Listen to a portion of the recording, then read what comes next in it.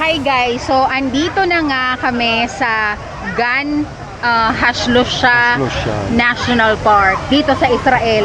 Sobrang dami nang naliligo ngayon. Ayan. Kasi sobrang ganda ng panahon.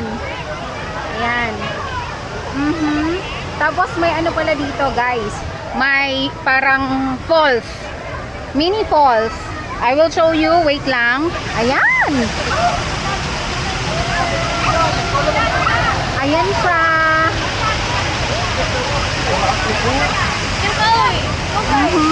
Sobrang madaming tao.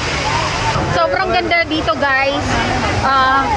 Hindi malamig yung tubig. Super warm siya. Kaya masarap maligo any time of the year. So, yan.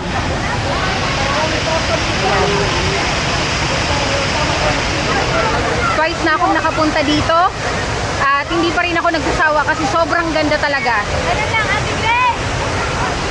Akyat tayo dun sa isang area. Pakita ko ulit sa inyo. Careful lang sa pag-akyat dito kasi yung nababasa, medyo madulas. Dito yung kids area. Mababaw lang siya. Tapos, ito yung daanan dito. See? Yan.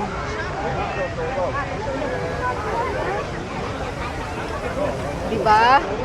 Yung tubig. Sobrang ganda, guys. As in, sobrang ganda. Nature na nature talaga. Tapos, malinis yung tubig.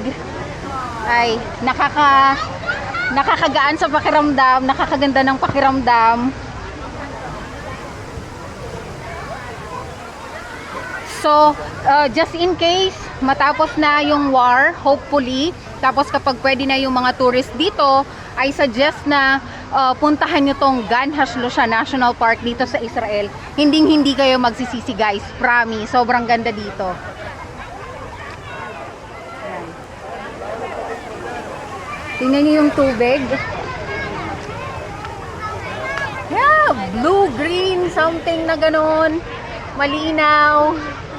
Ay, sobra. Wala akong masabi. Paulit-ulit. Ayun lang.